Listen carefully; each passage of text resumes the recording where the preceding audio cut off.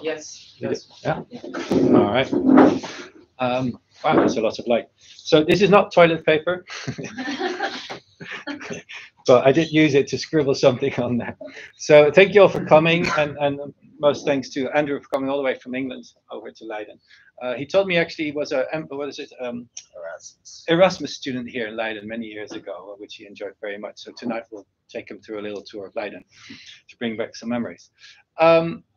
It really is a great pleasure to have Andrew here. We used to be colleagues for a couple of years in LMB, and I've always been very inspired by his work.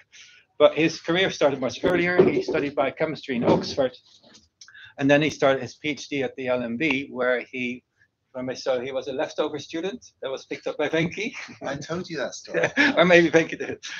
So long story short, he then started working for Venki Ramakrishnan at the time that they started to solve the structure of the ribosome. So he was really essential to the whole work that then led to the Nobel Prize of Venki. So thanks to Andrew and several other people, but certainly also thanks to Andrew, that accumulated to an amazing piece of work that is still ongoing. He then went to UCSF in San Francisco to work with Ron Vail on dynein and motor proteins. Or did you work on kinase? No. Oh, dynein, right? Yeah. In the old age when we were still using protein crystallography, and on the projects that he was working on, that was really challenging because these are massive proteins, so you have to chop them up into smaller pieces. And it's actually there where I met Andrew at a party. I don't know if you recall, but we met at a party and we're talking about it. So, oh, where are you going? Yeah, I'm going to interview at the LMB. It's like, oh, me too. And so we're like, But then it turned out they had 3 positions. So we all got the job. There was Laurie Passmore, who was also hired at the time. And then at the time we were there, the new revolution in cryo-EM, the direct electron detectors happened, the Titan cryoses were there. And everybody jumped on it. All the crystallographers jumped on it. And I think Andrew was really successful in this because he had such a massive protein, but he also had the drive to make it work. And I think some of us had samples that were already perfect. Others had to struggle. And Andrew struggled for years to get the sample in the condition that he could do the cryo-EM. And it was truly phenomenal to see all that work coming out and still coming out today. One of the things that I always admired is that not only does he take fantastically challenging projects like the ribosome, like the dynein and more stuff by building up. He also always applied many different technologies. So some of our structural biologists do just that, structural biology. Andrew always talks about, well, what does it mean and what else can we use? So he also used single molecule light microscopy to implement it. And now he's also using cryo-electron tomography and moving into correlative light microscopy and cryo. So I think that's always inspirational to see somebody who's driven by the biology and not just limited by its own technology. So I'm really looking forward to hear what you've been doing the last couple of years. And I'm sure I'll be inspired and I'll be quite sitting there enjoying your talk. Excellent. So with that, I give the floor to you, Andrew. Thank you, Mindert. Mindert is just, we were talking earlier, and he's just submitted some job to a server. So if he gets really excited, it's probably not the talk. It's probably whatever data comes back from that. Thank you all for coming. It's a great pleasure to be here. What I'd like to do today is indeed tell you about this dynein dynactin complex. And we'll start off really talking cryo-EM, but then, as Mindert alluded to, I'd like to sort of tell you about some of the other things my lab are doing, some light microscopy, similar to what we were talking about this morning, and various other subjects. Okay, so dynein dynactin, this is cytoplasmic dynein. It's a key motor that moves on microtubules, and it's an essential protein. It's important in many types of cells. It plays roles in mitosis. It plays roles in the immune synapse and all sorts of things. But really, I think the system that fascinates me the most is the neuron, because here in the axon, the microtubules are all oriented the same direction. So dynein is responsible for bringing things back to the cell body. And this process of transport in these neurons is really essential to their ability to function, because they're such long structures that diffusion alone really wouldn't work in this sort of circumstance.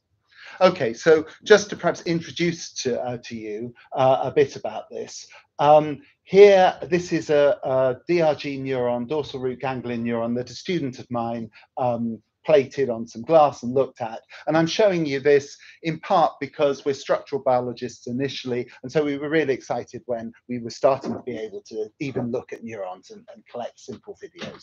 So these are just lysosomes. And if I play the movie, you can see that they're moving around all the way. Some are moving outwards, some are moving backwards, and there's this continual flux of objects moving. And that's perhaps easier to make out if I draw what's called a kymograph. And perhaps I should ask you, how many of you have come across kymographs before? Most, not all. Okay, I'll just do a quick primer.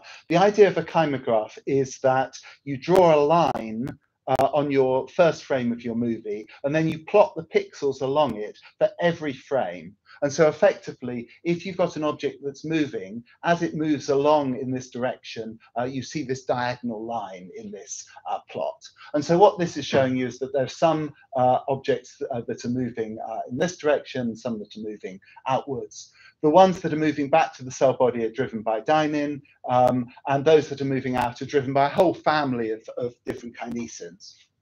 One thing I think is kind of interesting about this movie is down here towards the cell body, there's a lot of backwards and forwards movement. The cargoes are turning around a lot, and that's thought to be related to a sort of filter-like function. So cargoes that inadvertently get into the axon are then made to turn around direction and go back out again. Okay, so the reason for having kinesin movement outwards is sort of fairly obvious. You want to supply the tips of the axons with all of the components needed to drive synapse formation, etc. But why would you want the reverse movement? Well, it turns out that dynein is carrying lots and lots of different membrane cargoes within the axon. Signaling endosomes, these pick up survival factors at the axon tip, bring them back to the cell body and lead to transcription, activation to ensure that the neuron stays alive. You've also got quite a lot of clearance mechanisms. So autophagosomes form at the axon tip and then are brought back for further to be got rid of. Other things are being shuttled up and down in order to distribute them properly. You've got signaling complexes. If there's axon damage, that signals back to the cell body. You've got protein aggregates being picked up. And I think perhaps my favorite example of these different families of viruses that require the dynein transport in order to move around the cell. So if you get bitten by a rabid dog and you don't get vaccinated, it takes about a month to kill you. And in that month, basically the virus is working its way through your PNS into your central nervous system, up into your brain and start replicating. And all of that movement is being driven by these dynein motors. Okay, so we already know quite a lot about the dynein from work from my lab, but also work from many others over the years. And this is the take-home message is that it's a pretty large and complex machine, as Mindert alluded to. So at the core of it is this dimer of these two big heavy chains, both half a megadalton each, and they've got these associated subunits, which we'll talk a bit more about later. And then it associates with a complex called dynactin. This is built around a short filament that's actin-like and has these long extensions, which again, we'll talk about a bit more later in the talk. But then the key thing about that sort of come out in the last few years about this complex is that these two components only come together and can move on microtubules in the presence of an adapter. And there are lots of these different adapters. They're all, it seems, coils. There are some other possible adapters which are not, which are interesting. But there's this whole family of coils, and I give some of the names here.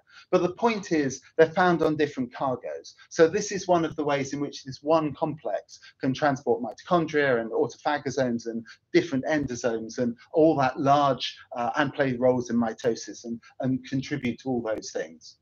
Now, the cool thing about these adapters, as I alluded to, is they not only link the motor to the cargo, they also activate it and are required for its activation. And in order to illustrate that, I'd like to play you a movie. And before I do that, I've got another question for you all. How many of you have heard of Janet Iwasa? Okay, again, a few, but less than chymographs. That's good. So Janet Iwasa has, I think, the world's coolest job title. Her job title is Professor of Molecular Animation. And basically, she's a professor at the University of Utah who specializes in making these animations to try and help scientists both explain their work, but also come up with new hypotheses. Now, she was a PhD student in the lab next to me in San Francisco. And to be honest, her projects were not going so well, but she really discovered this passion for animation. And so she went down to Hollywood in Los Angeles to take an animation workshop. And she tells us that it was her and a whole load of 18-year-old boys who wanted to get into the gaming industry. But anyway, she took that experience and has turned it into this career. And she very kindly made this movie for me and a colleague of mine called Samret Peterson. So, okay, so this then is a membrane vesicle. It's got small G proteins on its surface, in this case, Rab6, and you've got these long coil-coil adapter proteins that are coming off it. These adapters in their native state tend to be folded back on each other. This is an auto-inhibited conformation. Upon binding the small G proteins, they open up, and that then allows the recruitment of this dynein and dynactin. Now, the dynein itself is not able to move, at least in vitro, on its own. And one of the reasons we think, and we've done lots of cryo-EM to work that out, is you can see here, basically one foot's pointing that way, and the other foot's pointing that way. And so it can't move along the microtubule. It would need them to be pointing in the same direction to allow it to walk. Now, what is cool here is what dynactin does is provide a scaffold with these grooves that basically cause this long-range rearrangement of these motor domains. And you can see what that binding has done is allowed these motors to become parallel, attached to the microtubule in the correct orientation, and then walk. And the walking is done by this motor domain here, and you can see that this purple bit, that's the linker domain, that's bending and straightening and bending and straightening, and that's what's causing the movement along the microtubule. Okay, so what I'm going to do today, later in the talk, I'm going to tell you a new story about how another protein is involved with actually the formation of this complex. This whole assembly process is pretty critical for dynein activity and is quite closely regulated, and we'll talk about that. Even later in the talk, I will discuss the kinesins again, because they have all sorts of interesting interactions with this motor, and I'd like to tell you some stories about that. But first, what I want to do is to focus on the question of how all those different adapters I told you about are able to be recognized by a dynein and dynactin. And why that wasn't clear is because although this is a nice model, it's actually based on quite low resolution cryo-EM. I mean, in bits, it's beautifully high resolution, but the key bits of this orange adapter were always a bit flexible, and so it was difficult to sort of fully understand how it was recruiting the other complexes and forming this complex. And so I'd like to take you through how we were able to improve the resolution to answer these questions. Now, what we needed, of course, to do to improve the resolution is to stabilize it so that it's much more rigid and you can get that structure. And the way we did that was to add something to stabilize it, and the thing we chose was the microtubule itself. And for this, I want to introduce Sammy, who some of you know, who is a postdoc in my lab, an expert in microtubules, and has sort of really revolutionized our ability to study these complexes on microtubules. So what he did is he mixed dynein, dynactin, and this adapter called BigDR1, which is linked to Golgi vesicles. That's its function. He put it on microtubules, and you can see here these beautiful dynein-dynactin complexes you can make out. But when you tried to average them together, all you ever got was the microtubule structure and a blurred mess. And that's because the microtubule is such a dominant pattern that it just locks on and basically obscures any other ability to get averages. So the approach that Sammy came up with was to actually subtract the microtubule. And this is sort of obvious. We do this in cryo-EM all the time. You subtract the bit that you don't want. But what he was doing here is actually going back and subtracting out the microtubules from the raw micrographs. And that really made a huge difference. So once you got rid of the microtubule computationally, you can then see these complexes and get these average structures.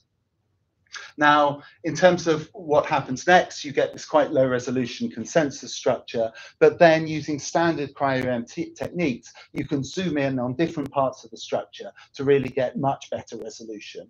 And I'll just give you an example of the motor domain here, which was particularly nice because we had 4 copies of it every time we had a dynein-dynactin complex. So we could really push the resolution up. For anyone who's really, really interested in dynein, the nucleotide state in these 2 different binding pockets was different from what we expected.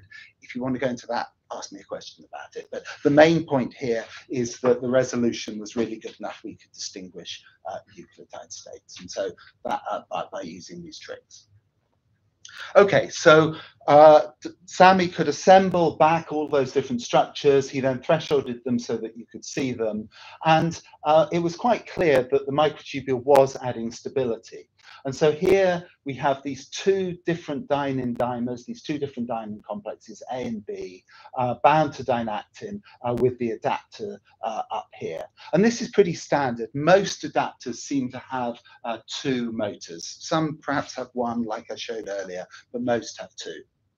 But the surprise was when we flip the structure around, you'll see that instead of just this 1 adapter, we actually had 2 bound.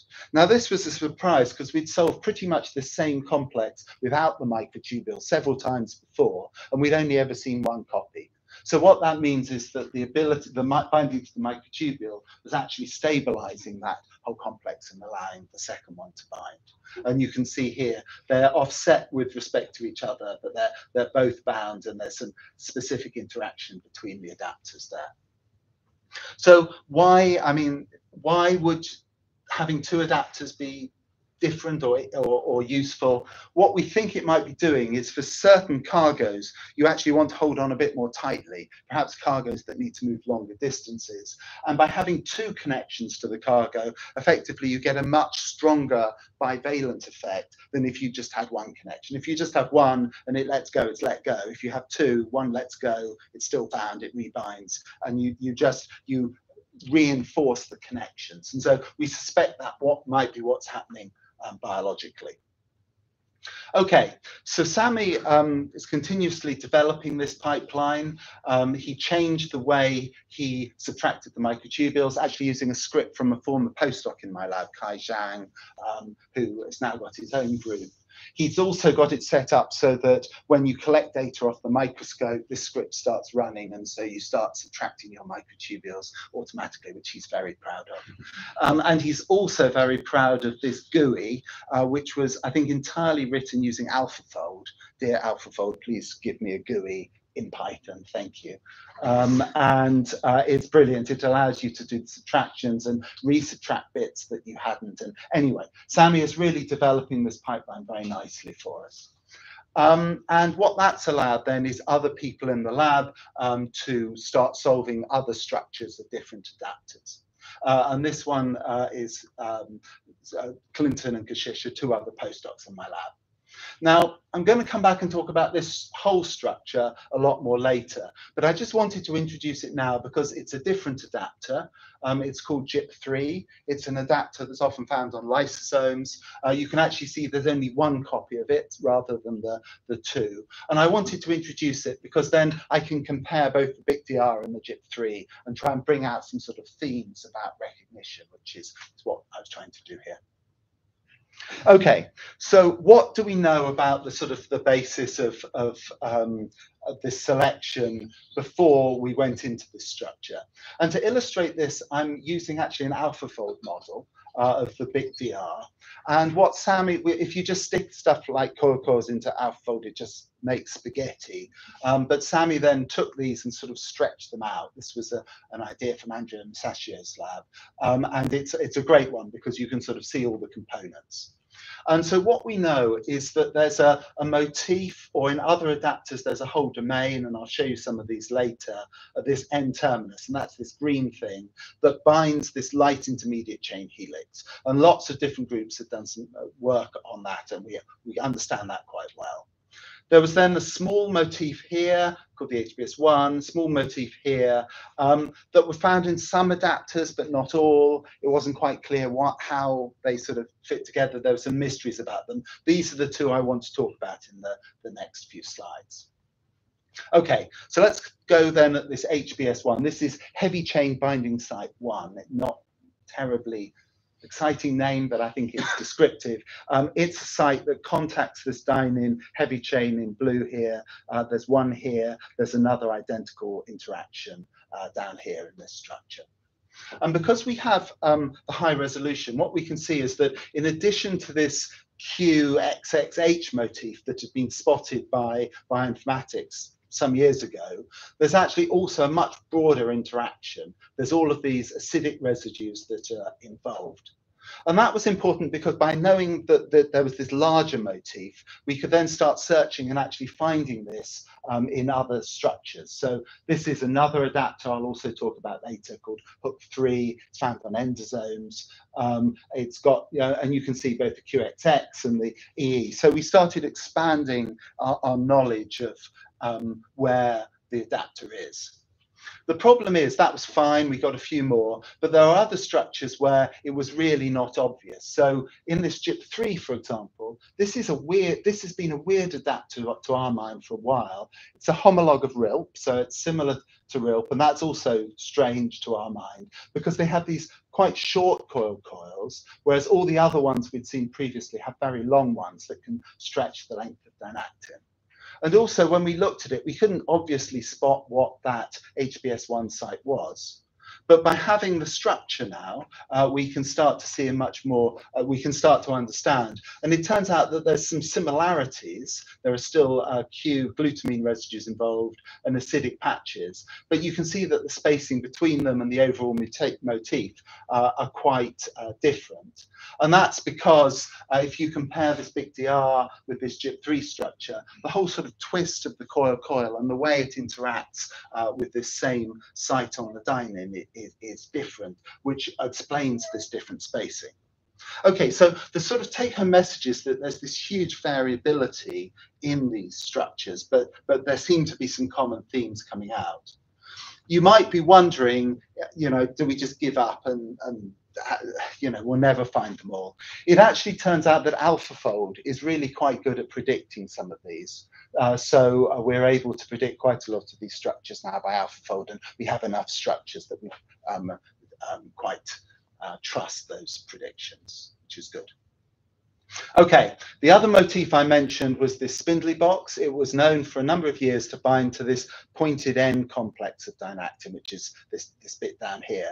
The problem was that when you looked at different adapters, sometimes it was quite close to this Lick binding site, sometimes it was really far away. It really was not obvious how this motif that was so different in length was working in the same way. Well, given that you knew that this had to bind at one end of dynactin and this at the other. And the answer, of course, actually also was given to us initially by AlphaFold, and that is that there's this break in the helix just before that motif, and you can see it was predicted. Now, this was predicted in the first versions of AlphaFold. The most recent one actually doesn't have it. It just puts a straight helix through. So you have to try to take AlphaFold with a certain amount of disbelief, I suppose, is the answer. But the thing that was nice, sorry? Grain of salt. Grain of salt, yes, thank you. The thing that was nice here is that when Sammy looked at the structure, the break here was very clear. And actually, you can see there that there's this coil density, there was a clear break, and we've seen that elsewhere. The motif itself actually forms this little helix. It's very nicely resolved. We can see how it binds, etc. And that's not so important. Okay, so this is a case where there's a small break. The GIP3 that I mentioned, in this case, the spindly motif really was not obvious. And that turns out to be because the break between it, before it, is actually huge. There's almost 200 amino acids of this unfolded protein. But when we solved the structure, we were able to assign these helices, which have have docked and work our way back, find the spindly motif and find exactly where it is. So it does seem to be a common pattern, and it seems like it's a common pattern that is there because of this flexibility, which is something we wouldn't have got without the structures.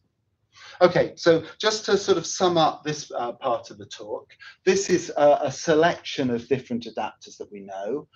You can see they form into families with these different binding sites for the light intermediate chain. Some of them are protein domains. This one's an EF hand. This one's the GIP3, which is similar to RILP. You've got the HBS1 site I've talked about. We still can't find it in RILP, even with AlphaFold. We're still working to see how RILP interacts with dynein dynactin. It's a real interesting puzzle to us. And the spindly motif you can see is at different distances. So I think the pattern is becoming clear. There's still work to do on some of these other adapters, but the pattern is becoming clear. Okay. So what I'd like to do then is break sort of from the details of the recognition and tell you a bit then about this assembly process and the regulation by which the dynein dynactin is switched on. And in particular, I want to talk about this role of LIS1 or lysencephaly 1. Now, this was a protein that was initially identified because it caused this human developmental disorder called lysencephaly. Okay, let's have one more audience participation. Who knows what lysencephaly means? Anyone? It's from the Greek. Listen means smooth, and cephaly means brain. So, sorry, I shouldn't really do this. I know the answer, so I can do this. And yeah, so it's a smooth brain disease, and it's caused, and normal brains have these invaginations, and this doesn't form in these patients because the neurons don't migrate properly, so you don't get this folding in of the brain material.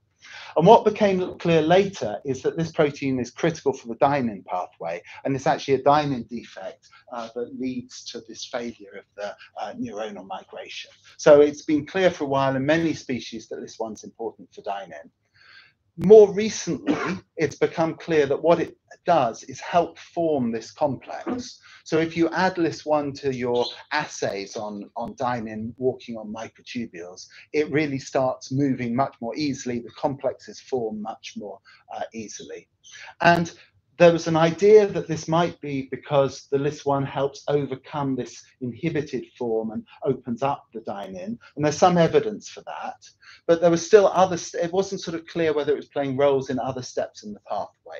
And so that is what we've sort of slightly stumbled upon addressing. Now, the reason we stumbled on it is not that we were trying to solve structures of LIS1, but that we were trying to solve this GIP3 structure. And the guys in the lab knew that if you add LIS1, just everything works more beautifully. So they just added it because why wouldn't you? You know, your assays are going to work better. And what was cool was that when they then solved the structure to look at the GIP3, they saw a whole lot of things that we'd never seen before in our structures. So we had LIS1 bound, which was very cool. You can see the molecules here in red.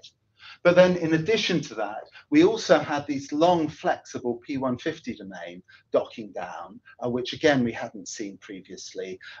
This N-terminus of dynein, which is known for years to have been bound to this P150 domain. And for years, people thought that that was sort of the only or the critical interaction. It is a critical interaction. They thought that was the main interaction linking dynein dynactin.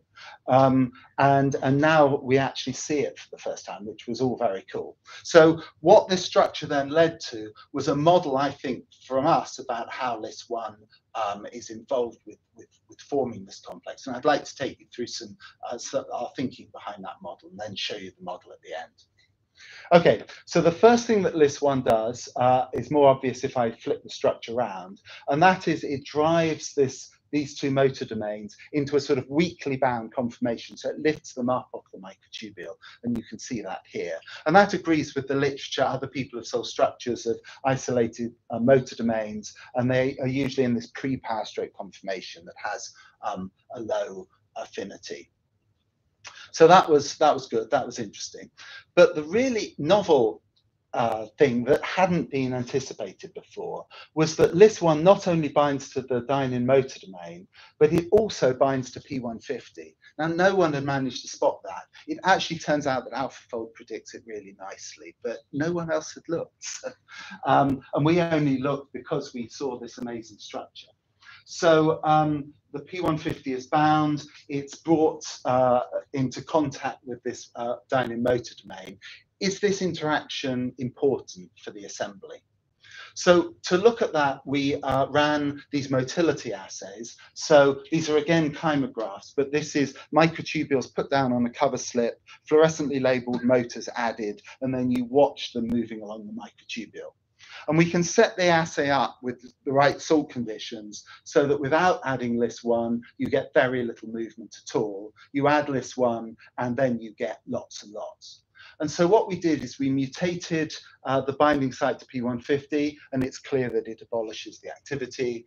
We replaced the binding site with a different coil, that abolishes activity. We tried adding the two bits together separately, that abolishes the activity. So effectively, anything you do to break this interaction with the P150 destroys the ability of the LIS1 to stimulate complex assembly.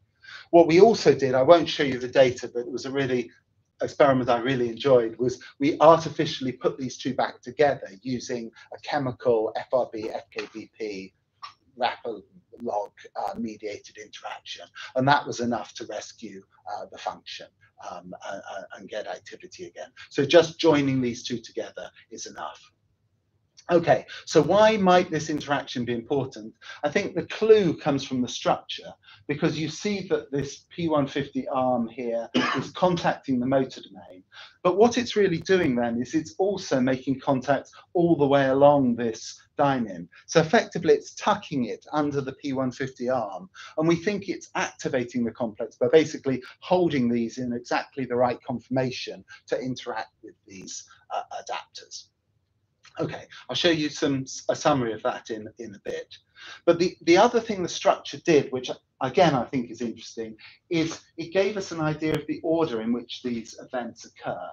And that came because we had previously had some insight into what P150 looked like before it bound this complex. And what it does is it folds back into this hairpin. And what we could see now that we have this open structure where it's come apart is that not only does this hairpin open up here, but also this connection with this so-called ICD domain, which no one had any idea what it was doing before, but it's also been broken. So it looks like there are all these inhibitory conformations which are disrupted in the active form. Now, if you look at that inhibited form but plot on the binding sites, you'll see that the binding site for LIS1 is completely blocked by the inhibited form. The binding site for the motor domain, which is up here, is completely blocked by the ICD. But actually, this binding site for this N-terminus is much more open and accessible. So what we think is happening here is that this then is the first event that happens to DIC, and then that sort of partially opens things up and allows the LIS1 to come in, and that recruits things. Okay, let me try and summarize that in a movie. I'll give you a disclaimer. Janet Iwasa did not make this movie. This movie was made by Kashish. You can judge whether you like it better than Janet's movies. It's not quite as elegant, but it's lovely. Okay, so the idea is you start off with dynein and dynactin. We think the adapter may be bound to the lick by this domain, as I was telling you about. So the first thing that happens is this DICN binds, and that triggers the opening up of this P150. And that then positions the structure so that the LIS1 binding site is accessible, it can bind and trigger the next steps. LIS1's also going to bind to the motor domain and help open it up, as I mentioned earlier, and that was the work of these labs. Okay, so it comes in, opens it up, and then drives this conformational change so that it can bind to the P150. And what that's done is what I was saying, was sort of tucking it up under the arm. And you can see that everything is sort of lined up beautifully for the adapter to slip into place. And so if I play the last bit, the adapter can then come in, and that's helped form this complex. Then the second dynein we think is then more easily recruited. This one falls off, and the second dynein comes in and binds. Okay, so that's our sort of our model based on the structure. You might be thinking, well, most of that he talked about and given some evidence, but actually that last bit about the dynein, the Lys1 coming off and this dynein binding, that was maybe a bit fanciful. And you're right, but we went back and got some data to look at that as well. And so the question we wanted to ask was, if you have this complex bound, so what happens next, basically? If it starts moving, does this complex stay like that and it just starts moving along with this first dynein? Or is it that the whole complex comes apart, the Lys1 falls off, and the whole, both of them then start moving? And so what Kashish did is set up this assay in which you've got the microtubule here, you've got the complex bound with AMP, PNP, and then you can flow in ATP. He set up a peristaltic pump, and then you can perhaps see that the complexes start moving. And when you look at Lys1, what you see is that almost often they're complexed with the dynein complex to start with, but then as soon as you add ATP, they drop off and they start moving. There are a small number that don't, about 20%, but they actually are moving more slowly, and we think that's because basically this complex is trying to move along with just this dynein B on its own, and it's sort of stumbling over each other. Okay, so I've told you then about this use of cryo-EM to look at dynein complexes on microtubules, and a couple of different examples about what it's telling us about the mechanism. What I'd like to do in the sort of the last bit of the talk is tell you two smaller stories about the interaction between the dynein motor and the kinesin motors, which move in the opposite direction. And the thing here is that it's quite well established in the literature, and I mean, we were talking about some nice data this morning as well, that suggests that these vesicles contain both dynein and kinesin motors, that really, if they move in one direction, they take the other motor with them. And there's also this observation that if you kill the dynein, for example, you also then abolish the ability of the kinesin movement to go, and vice versa. So you kill the kinesin. And so this is called codependency. It seems like you have to have both motors bound in order for the complex to move in either direction. And it's been a long puzzle what that could possibly be and what could be the mechanism, and people have put, especially a guy called Will Hancock has put forward some nice models. But what I want to tell you about next is some work that came from a collaboration with Anne Straub and her student and my postdoc, Ferdos, who again, some of you know, to try and give sort of at least one example that explains this codependency. Now, the minimal system that Anne and Alex, her student, were working with is this adapter hook 3, which I mentioned earlier, which binds dynein dynactin, just as we talked about before, but also binds this kinesin 3 called KIF1C. And importantly, this hook 3 is attached to a cargo that people know shows this codependency when you express it in a neuronal-like cell. And the nice thing is it was a minimal system and just used the hook, dynein dynactin, and KIF1C. And she could see complexes that contained all of those components that move in both directions. So what that suggests is that when you have all those components present, you can get these big complexes that contain everything stuck together. So the observation that Anne made was that if you looked at the dynein dynactin alone, you got a certain level of activity, of ability to bind microtubules. And the addition of the kinesin actually increased that.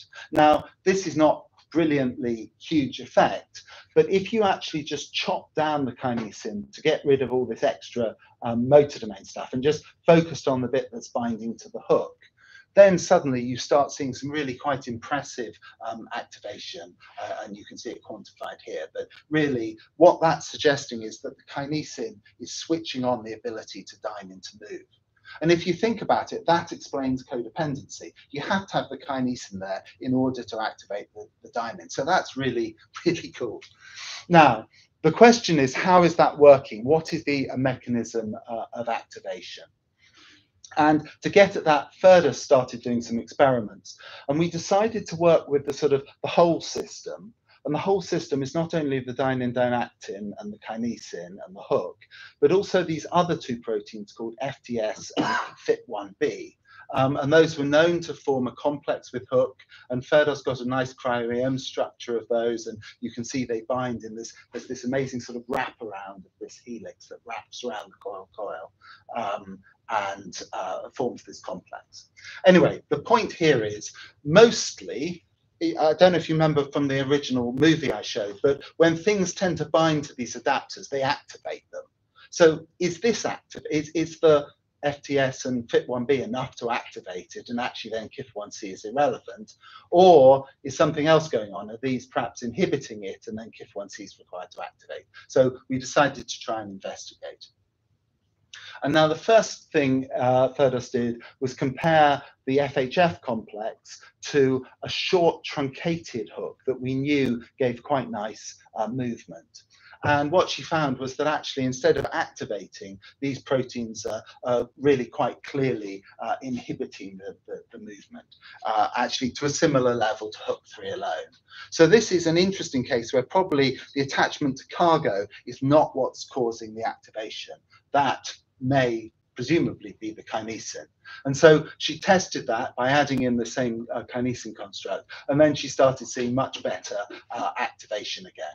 It wasn't back up to the level of the original construct, but it was several fold better than the inhibited form.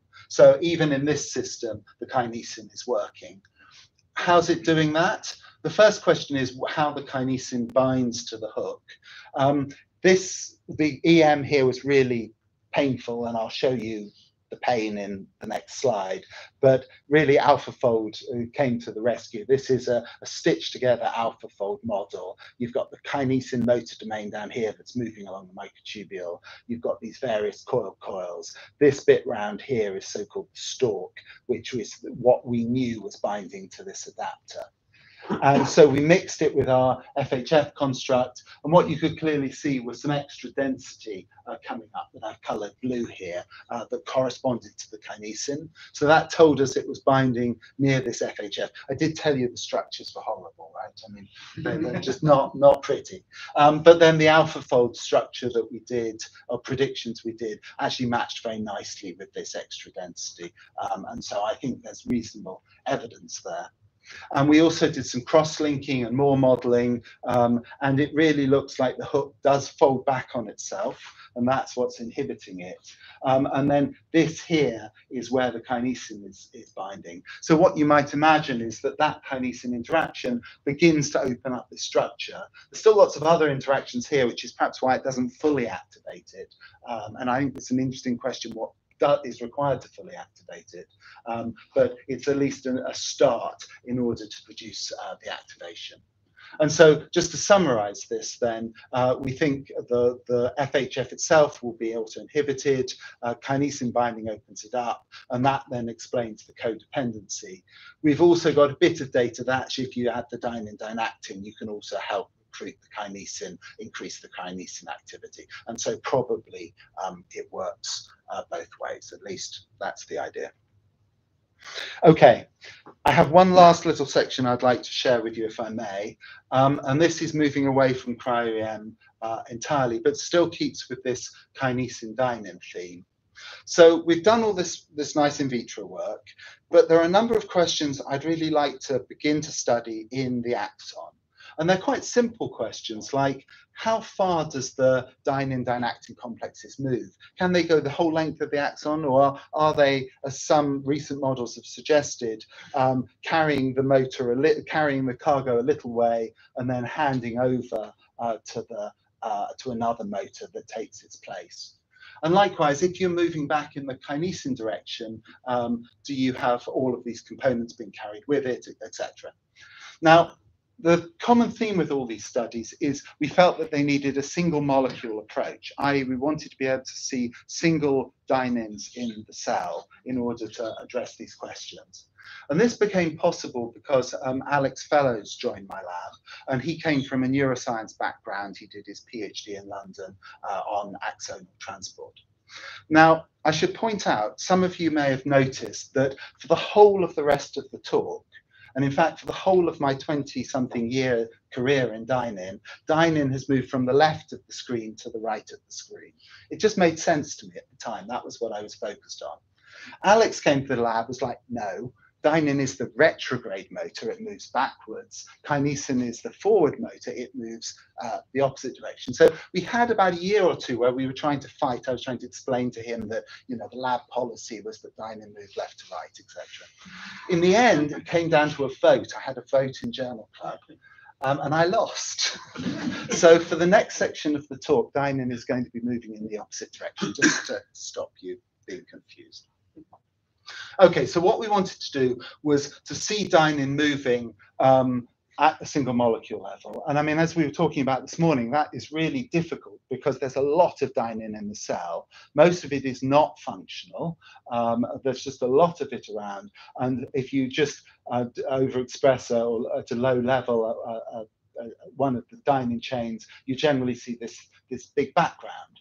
So what we need to do to get single molecule levels is several different steps. Endogenous expression, and again, we were having that conversation. A bright tag, so that if you just look at GFP, it bleaches too quickly. You want to be able to look at something that's stable over time. And also some way of doing selective labeling. And you can either do that by labeling a subpopulation of your motors, and for that, this tag called halo tag is very good because you add a chemical group at whatever concentration you want, and it covalently labels just a small percentage of your molecules, or all of your molecules if you increase the concentration. So anyway, a few different strategies. Let me just run through them. So the first one then is endogenous expression. The approach we took to try and do that in neurons was this human pluripotent stem cell approach. And that is because actually just doing CRISPR on primary cultures is a bit challenging. There are approaches now that are coming up, but you know, what's nice about this is that you can make a stem cell line that you CRISPR and then differentiate it into really nice looking neuronal cultures.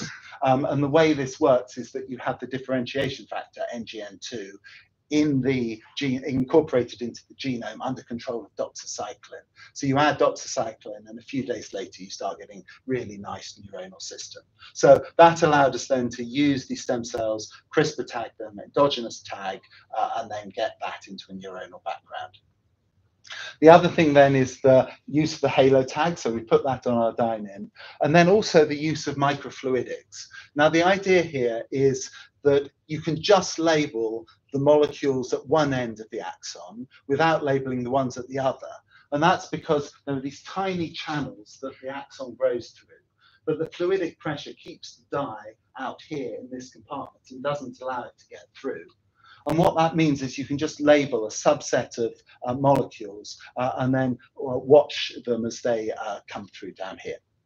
Okay, so we did that. The first question we wanted to ask was, is dynein able to move long distance, or is it coming on and off? And perhaps what you can see here is that, yes, you can see individual groups. They're probably small numbers of clusters of dynein. We're thinking sort of somewhere between 2 and 8, depending on the spot size coming down. If I do a chymograph, you can see these beautiful long distance movements of this motor. So this suggests that single molecules are able to transport on cargoes a long way. It doesn't answer the question if they can go the whole way down the axon. And so to address this, we set up an experiment which I thought was really neat. The idea here is if you label the dynins and immediately start looking at the other end of the axon, if they travel the whole way, you'd expect them, because of their average speed, to come through in about 5 minutes. If, on the other hand, they were switching over and exchanging, they'd take much longer to get through. And so what we did is indeed set up the experiment where we added the dye and immediately started imaging and then measured the time for the first spot to come through. And what you can see is that it was fairly reproducibly 3 to 4 minutes.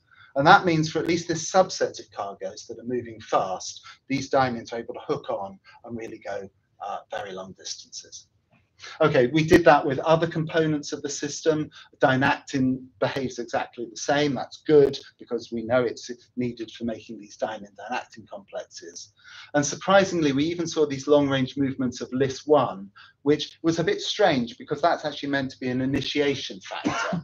And so what we think what might be happening is you might want to carry some LIS1 with you in order to reinitiate, perhaps, if you need to engage a few more dyneins. But then the very last thing I want to tell you is that what Alex did, which I thought was really clever, was to look at the opposite direction movement. So in this case, he basically switched the experiment round. So he stained the molecules in the cell body and then looked to see which ones were being carried up to the end by the kinesin. And it may be difficult to see here, but do you see those dotted lines on the image? Those are really fast dynein movements. They're so fast they sort of, you hardly see them, so they appear as dots. Dynactin, you can see they're moving a bit slower. The lines are sort of shallower, not shallow, steeper. And what it turned out is when he calculated this, that actually the dyneins were moving and the LIS1s were all moving at about 4 microns per second. There were a population of vesicles with dynactin moving at that speed, but actually the vast majority of the dynactin was moving slower. And that's really interesting because that was not expected. What it's suggesting is that actually that the neuron is carrying these two components of the dynein-dynactin complex to the axon tip separately, keeping them apart until they're required. And so we suspect that there's this actual transport mechanism that is not bidirectional, and then there are other cargoes that are. And I can summarize that here. So yes, some cargoes, the kinesins and dynein bind together and they can switch. In other cases, they're moving at different speeds, presumably because they're carried by different dyneins. Okay, so I'd like to wrap up then, if I may. I've told you quite a lot about the use of cryo-EM to look at these complexes on microtubules. Very excited to try and learn more about how the kinesin and the dynein complexes interact with each other and why you get them moving only in one direction at one time. And then I also told you about this LIS1 and how it's involved with activation. And with that, I'd just like to stop by thanking my lab. I've mentioned people as we go through, but particularly Sami, Kashish, Ferdos, and Alex, and also Clinton, who did the work I told you about today. So thank you very much for your attention.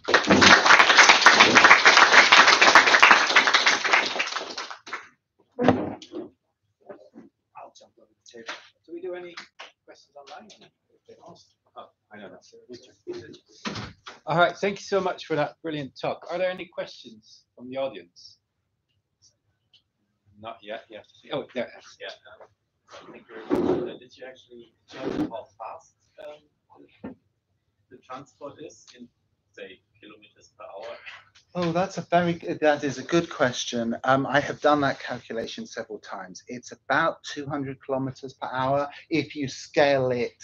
No, so it's 200 kilometers per hour if you scale dynein to my size, right? So if you make dynein, which is 60 nanometers, 1.8 meters, then you're getting that sort of relative speed.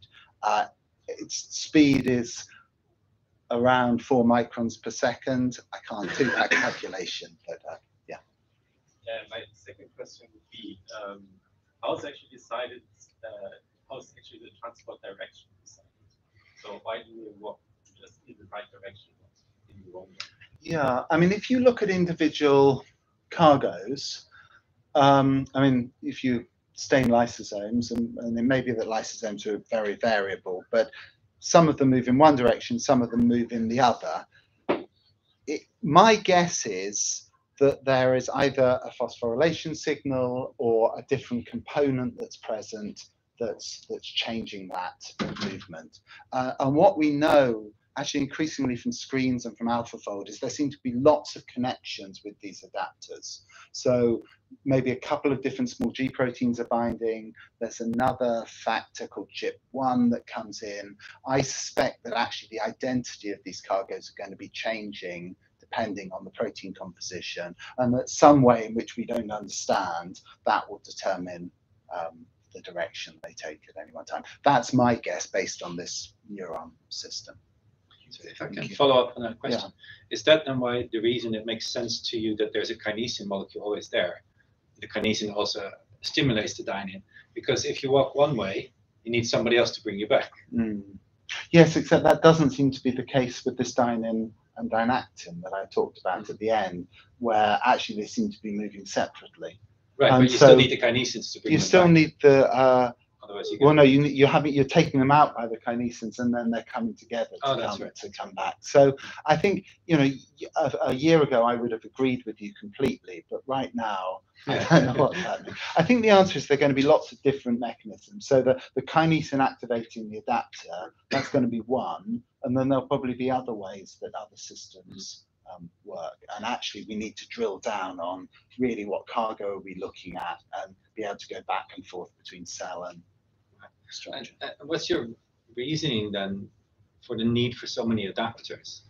If in the end all you do is attach something to dynein dynactin, why do you need the different ones? Can you regulate particular transport of certain? Yes, and you know that the hook binds KIF1C. None of the other adapters seem to bind in quite the same way. Some of them also bind other kinesins. So I think there's going to be a sort of, it's coming back to what we were saying, that to get something to behave as it does, it will need a specific combination of adapter and what motors are present. It's vague, but sorry, it's vague, but it is. Yeah, sorry. So do you need multiple adapters bound to dynactin and kinesin to take a specific cargo in one direction?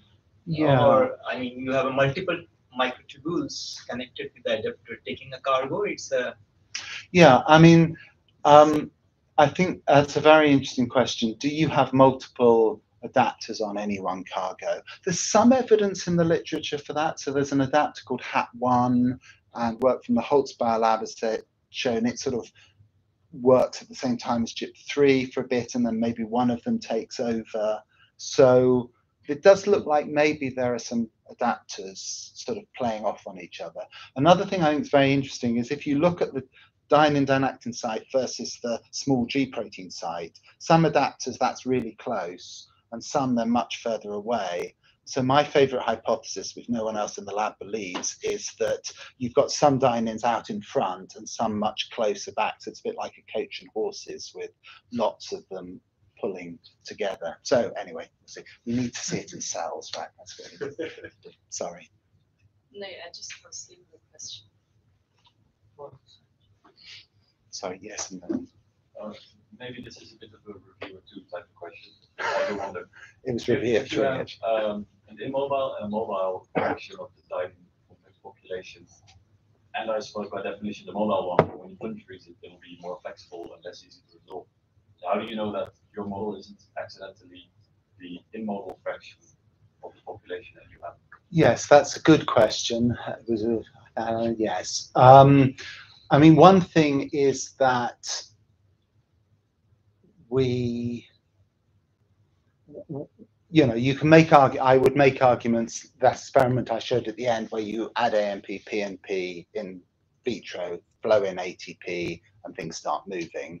So I think that suggests that you know, these complexes are able to move, at least biochemically. It doesn't overcome the plunging question. And actually, one of the things we've been trying quite hard to do is add ATP and see it walking along, because wouldn't that be cool? But actually, so far, then you just lose all the dynein from the microtubules and it aggregates somewhere. So I think we're going to, and we've got some ideas about how to play with that. But I think that would be the sort of critical answer to your question. Exclude him from all papers. To be able to actually add ATP and see that. Sorry. You showed that the KIF1C coordinates the time. But there are, of course, different types of kinesin. Do you expect that also other kinesin types exist? Yeah, that's a very good question. I mean, we're very interested in, and I think they're going to behave differently is the simple answer to that question. I think KIF1C might be quite a special case. The kinesin 1 family that works together with GIP3 looks like it's actually, it's really not clear where it's binding, but it's going to be somewhere differently. The track is an adapter linked to mitochondria, and there people have been able to reconstitute dynein, dynactin, kinesin complexes, but they only move in the kinesin direction.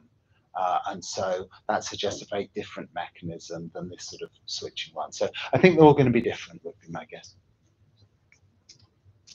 Again, sorry. So my question is a technical question, that coming back to plunge freezing. So when you find the situation where you have a complex and you do gel filtration, you have a full complex, and then when you do your plunge freezing and you take the structure, you find that the parts and bits are missing. So what special techniques or tools do you use to stabilize this complex? Yes, so initially we just looked at dynactin, and for years people have tried to do that and it fell apart. We were able to get it by using carbon. Then as soon as we added dynein, all of those problems went away, and we never had that problem of it being ripped apart. Actually, adding microtubules has made it even better, because now the microtubules are in the middle of the ice and don't move as much, and so add more stuff is the simple answer. But it's interesting. It seems to be, in this case, the microtubules are really helpful for that. So you co-express them together, or just express them separately? And yeah, we express the dynein is human, and we express it in insect cells. The dynactin is pig, and we get it from brains using a blender. And the BICD2 is mouse, and so it's a mammalian dynein complex. But yes, it's done separately and then reconstituted, and we can do binding assays and show that we can form it on the microtubules. Thank you. So flexibility remains a big issue. Right? So have you ever tried to play with either sources, dynamite, or like 3D flex or cryospark to see if you can resolve density better that way? Yeah, we use all of those, and they're all good. For a long time, actually, we have done as well or better by just doing very careful focus classification and working. So we use everything, absolutely.